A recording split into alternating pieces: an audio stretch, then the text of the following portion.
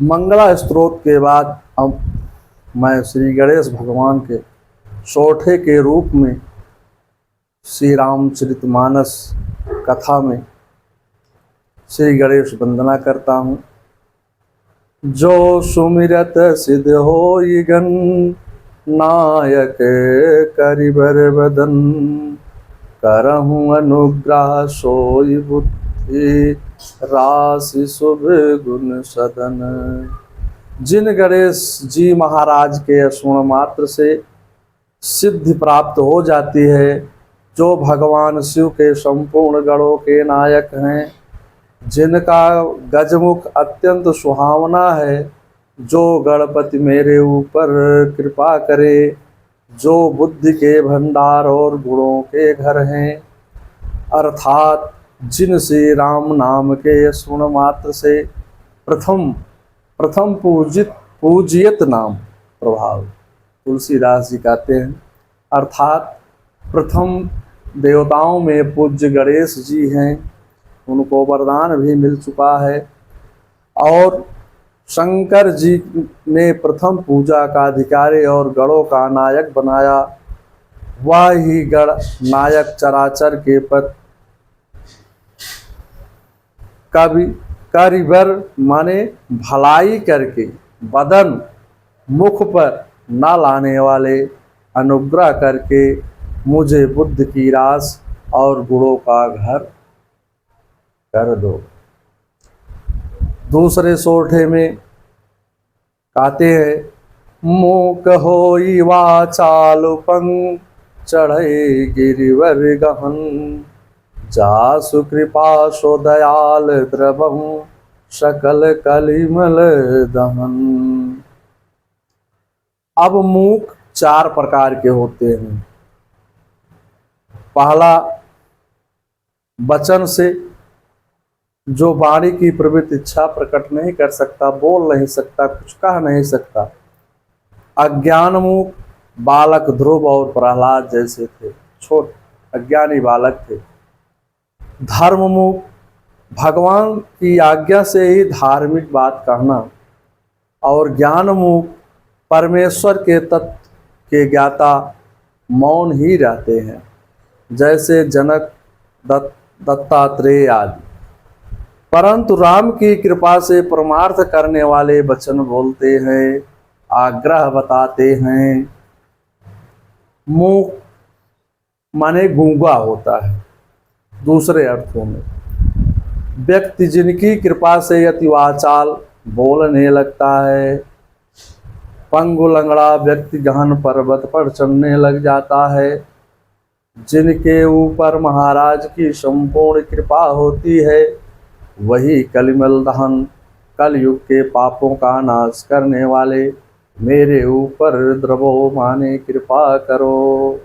मूकम करोति वाचालम, पंगुम लंघयते गिरिम, यत् कृपा तमहं वंदे परमानंद माधवम।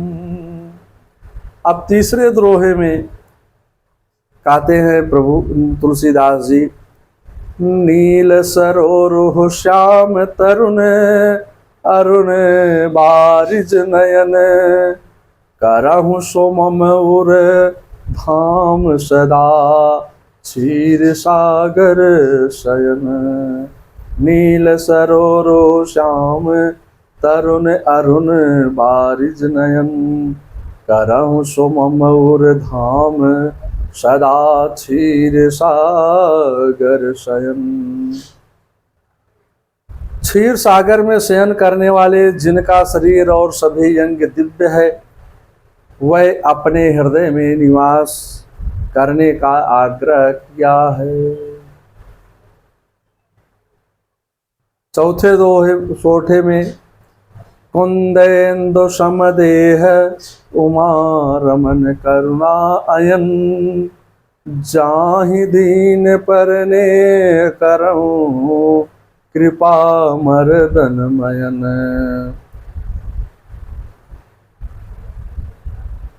हे दीनानाथ, कामदेव के शत्रु और गौरव वाले पार्वती जी के प्रीतम, दया के निधान भगवान शंकर जी से कृपा की कामना करते हैं। बंदहु गुरुपद कंज कृपा सिंधु नर रूप हरि, महामोहतम पुंज जासु बचन रवि कर निकर। पांचवें सोठे में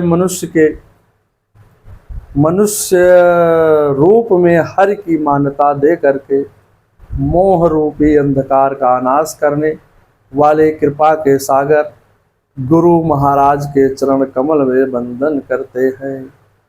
पांचवें सोठे में गुरु देव की वंदना करने पर भी गोस्वामी जी का मन नहीं भरा, पुनः वंदन करते हैं। गुरु की वंदना से बंदहु गुरु पद पदुम परागा, सुरच सुबास सरसे अनुरागा।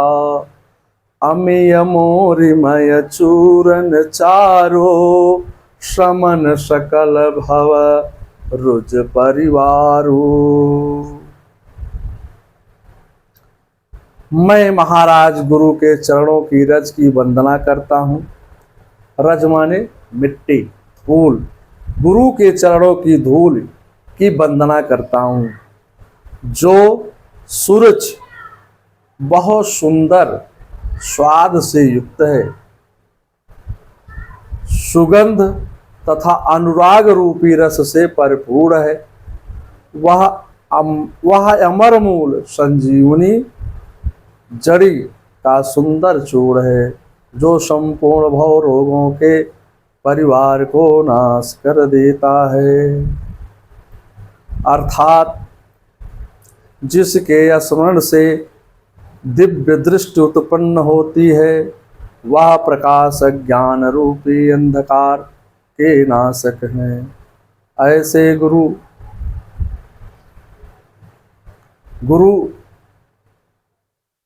की कृपा बड़े भाग्य से सबको प्राप्त होती है, और ये कृपा सबको नहीं प्राप्त होती है, क्योंकि गुरु तो बहुत से हैं।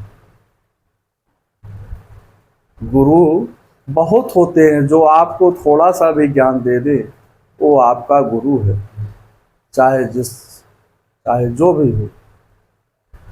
जैसे बालक जन्म लेता है तो उसकी परवरिश, लालन पोषण, संस्कार सबसे पहले माता और पिता गुरु होते हैं।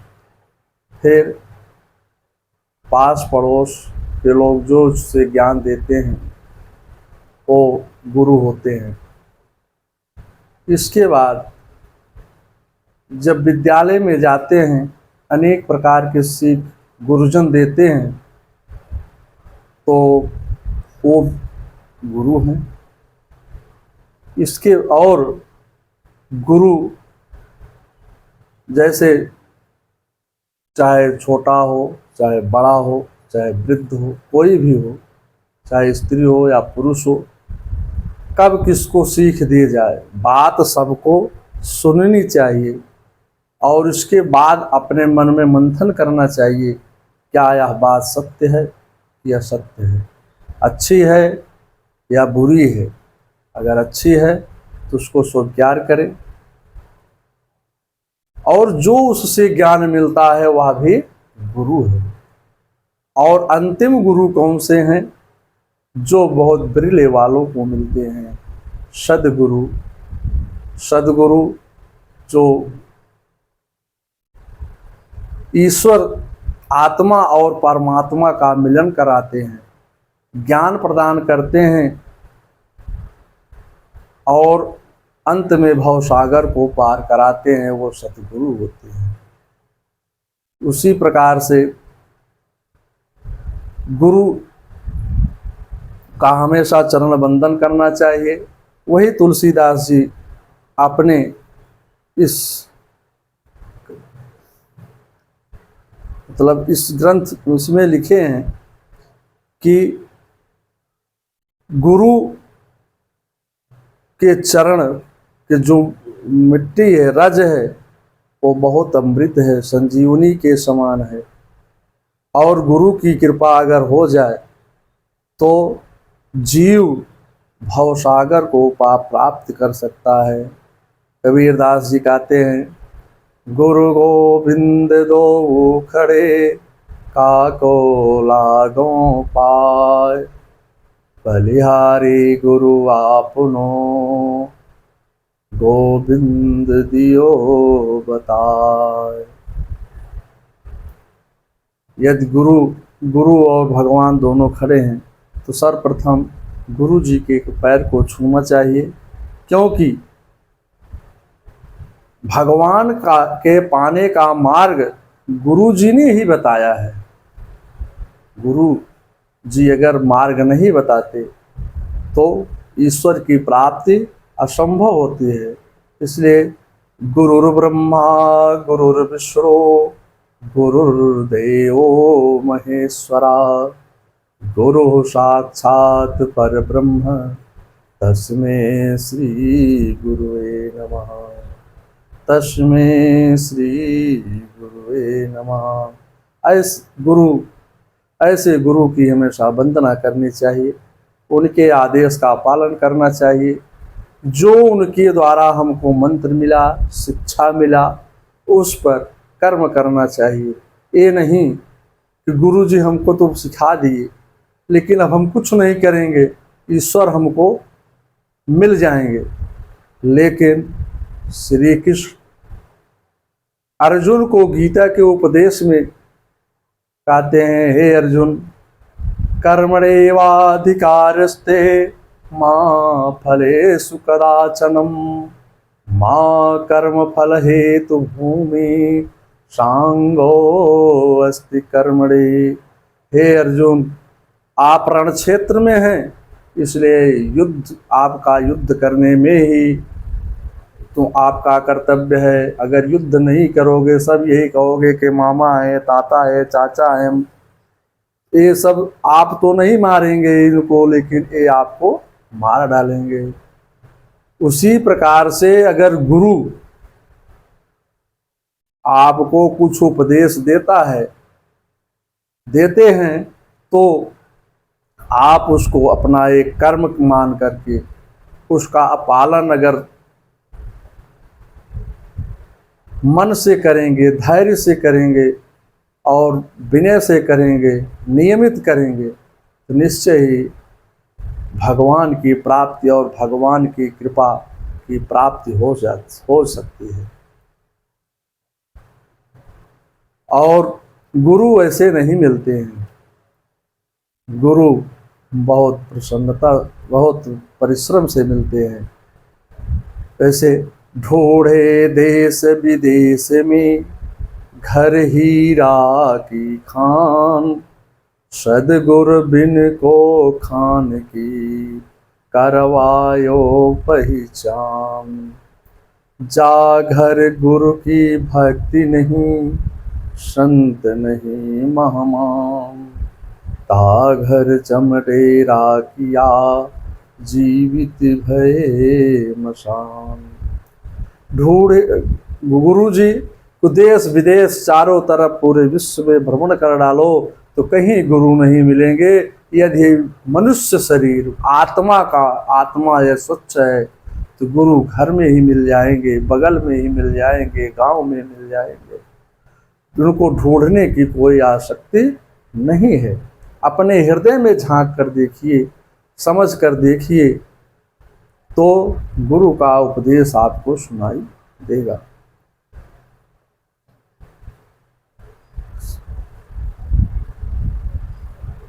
और जा घर गुरु की भक्ति नहीं, जिस घर में गुरु की भक्ति नहीं है, भावना नहीं है भक्ति करने की, सम्मान नहीं करता है, संत नहीं महमान, ता घर जमरेरा किया जीवित भये मशान।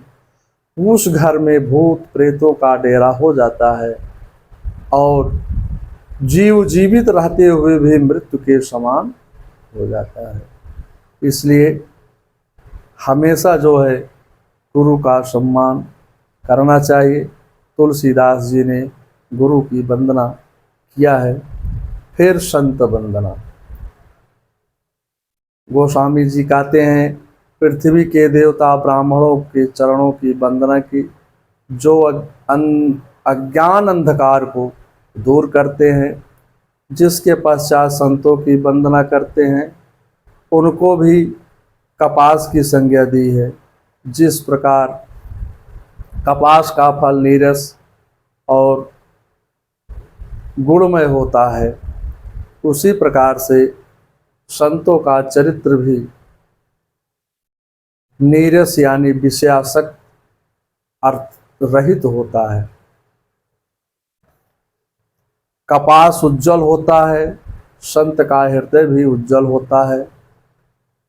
और कपास की तरह संत का हृदय अज्ञान और पाप रहित होने के कारण बहुत बड़ा है, विशद है। कपास में गुण तंतु होते हैं, छोटे छोटे रेशे होते हैं कपास में, और संत भी गुणों की खान होते हैं।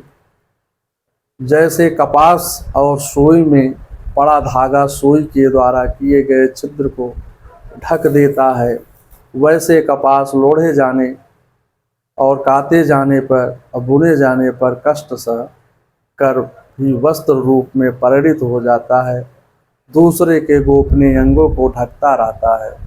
उसी प्रकार स्वयं संत कष्ट कह करके दूसरे के कष्टों को हरण करते हैं, और तभी संत संसार सागर में पूजनीय और वंदनीय होते हैं। मुद मंगलमय संत समाजो, जो जग जंगम तीर्थ राजो। राम भक्ति जहाँ सुर सरिधारा, सरसई ब्रह्म विचार प्रसारा। संतों का समाज आनंद और कल्याणमय है, जो जगत में चलता फिरता तीर्थराज प्रयाग है। जहाँ पर संत समाज रूपी प्रयागराज में राम भक्त रूपी गंगा जी की धारा और ब्रह्म विचार का प्रचार माता सरस्वती हैं। जैसे गंगा यमुना का संगम है, जहाँ ये संगम गंगा यमुना मिलती हैं, वहाँ अदृश्य रूप में माता सरस्वती विराजमान होती हैं। श्री राम जय राम जय जय राम, श्री राम जय राम जय जय राम, श्री राम जय राम जय जय राम, श्री राम जय राम जय जय राम, श्री राम जय राम जय जय राम, श्री राम जय राम जय जय राम, श्री राम जय राम जय जय राम, श्री राम राम जय जय राम। श्री रामचंद्र की जय, पवन सुत हनुमान की जय।